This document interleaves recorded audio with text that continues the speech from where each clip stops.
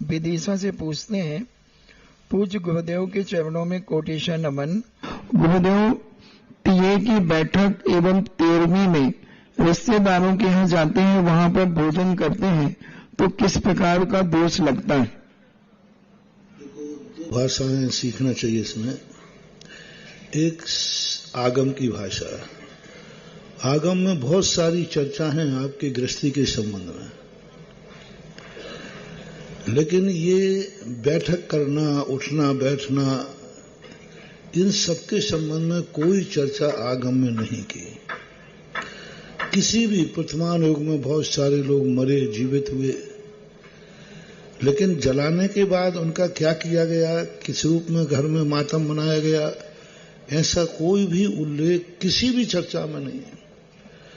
इतने कथानकों में राजा रानी मरे, सेठ मरे, तो ऐसा कहीं नहीं आया कि फलाना सेठ मर गया था तो 13 दिन तक उनके यहाँ बैठक चलती रही, लोग बैठने गए और ये हुआ वो हुआ, मुंडन कराए गए, ये कराए गए, ऐसा कोई उल्लेख कहीं तो मिलता। पूरे में हजारों लाखों लोगों की मृत्युएं हुई हैं, लेकिन इस प्रकार का कोई जो आज परंपराएं चल रही हैं, ये कहीं उल्लेख नहीं आया। मृत्यु भोज के संबंध में कोई उल्लेख नहीं आया। ये बैठकें चलती हैं, कई महीनों तक बैठकें चलती, इसका कोई उल्लेख नहीं आया। मात्र आता है तो सूतक के संबंध में आता है कि 12 दिन का सूतक है, 13वें दिन आप भगवान की पूजा कीजिए, अभिषेक कीजिए, 13वें दिन, 12 दिन पूरे। लेकिन और जो आज रूढ़ियां चल रही हैं बैठकों की, ये है वो, तो ये सब मृत्यु भोज देना, इसके उपलक्ष्य में शांति भजन करना, ये भी सब कुछ नहीं आया है। मरण के बाद शांति विधान का भी कोई उल्लेख नहीं आया है। बस 13वें दिन जाकर के पूजा पाठ करना चाहिए, शुरुआत हो जाना चाहिए, ये है। अब वर्तमान की जो परंपराएं चल रही हैं, इन परंपराओं में कम से कम मृत्यु भोज तो बंद होना ही चाहिए। मृत्यु के उपलक्ष्य में कोई चीज बांटना, गृहस्थ के लिए चीज बांटना, गृहस्थों की बहुत खतरनाक। वास्तु के अनुसार मरी हुई की स्मृति में कोई भी चीज घर में नहीं लाना। किसी ने तुम्हें कोई भी कैन दिया, बर्तन दिया, वो किसके उपलक्ष्य में दिया? मरे के उपलक्ष्य। मरे के उपलक्ष्य की यदि चम्मच भी तुम्हारे घर में है तो नकारात्मक ऊर्जा कहलाती है, क्योंकि उसने मृत्यु के उपलक्ष्य में दिया है। इसलिए मृत्यु के उपलक्ष्य में तुम्हारे घर में कोई भी चीज आवे उपयोग वाली, उसको कदापि नहीं लेना, और ले ली हो तो जाकर के कबाड़ खाने में दे आना। वो किसी की भी चीज हो। अब आप ले सकते हैं तो जिनवाणी ले सकते हैं, ले सकते हैं भगवान की महाराजों की फोटो देवे तो ले सकते हैं। धार्मिक आइटम कोई देता है, माला देता है, जाप चांदी की दे, किसी की दे, अब माला दे, बस आपके घर के उपयोग वाली चीज नहीं चाहिए। चम्मच है, लोटा है, टंकी है, कोई भी चीज, राजस्थान में इसको लॉन बोलते हैं। तो ये जो चीजें बांटने की परंपरा है, बिल्कुल वास्तु से भी दोष है। अरे मरे की वस्तु तुम लाओगे, कहां तक सुख पाओगे?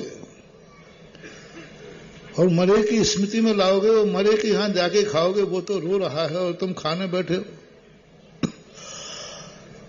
उसका तो घर लुट गया है तुम, और खिलाने वाला भी कैसा पागल है।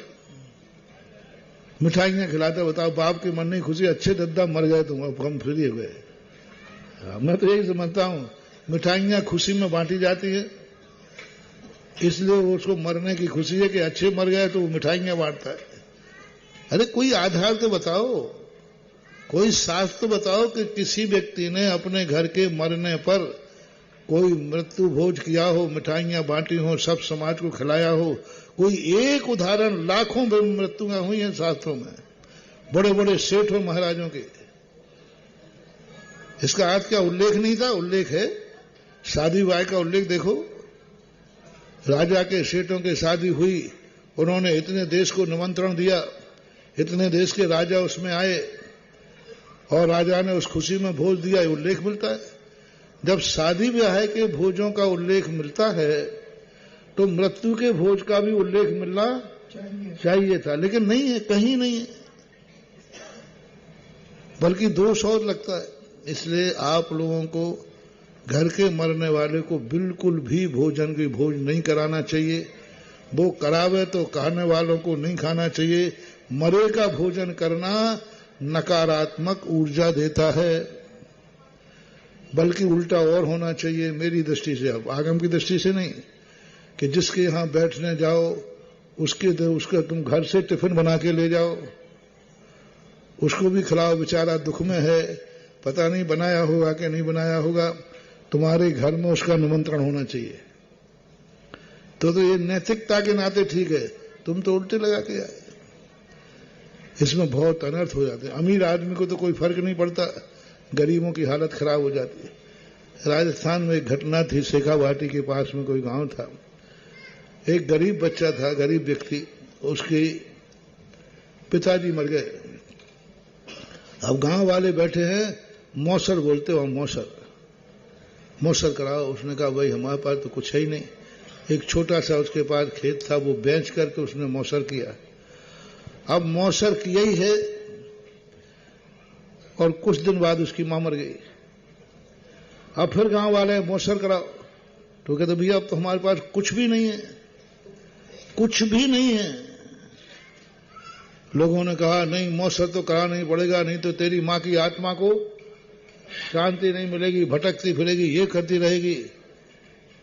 वो अंदर गया और अपने जाकर के सबके सामने ला करके कुछ हथियार लाया और अपनी हत्या कर ली। अब मैं ही मां के मौसर पर चढ़ता हूं। अब वो बच्चा भी मर गया।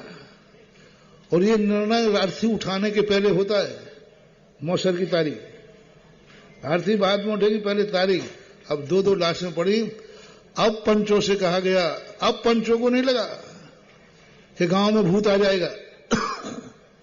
दोनों लाशों को उठा के जलाए, ना कोई मौसर हुआ, ना तेरमा हुआ, और ना अभी तक कोई भूत आया। ये सब खाने पीने के इंतजाम किए गए। युग निर्माण मथुरा से एक चलते हैं, कोटेशन निकलते हैं वहां से, वो तो बहुत गजब का लिखते हैं, किसी मरे के यहां खाना मुर्दे को खाने के समान है। क्योंकि कहीं नहीं, किसी भी परंपरा में, अन्य धर्मों में भी नहीं कि मृत्यु का भोज करना चाहिए। तो ये परंपराएं बहुत कुछ खत्म हो चुकी हैं, होना चाहिए। अब लोगों ने एक नया पैटर्न निकाल दिया, हम तो शांति विधान का भोजन कर रहे हैं। अरे वो शांति विधान तो आप मृत्यु के उस पर कर रहे हैं, मृत्यु भोज में और मृत्यु के समय 13वें दिन शांति विधान के भोज में कोई अंतर नहीं है। अब रिश्तेदारी में जाएं तो सामान्य जो भोजन करते हो वो करो, सामान्य भोजन जो करते हो वो करो, एक पंगत का रूप मत करो, ऐसा होना चाहिए। जगत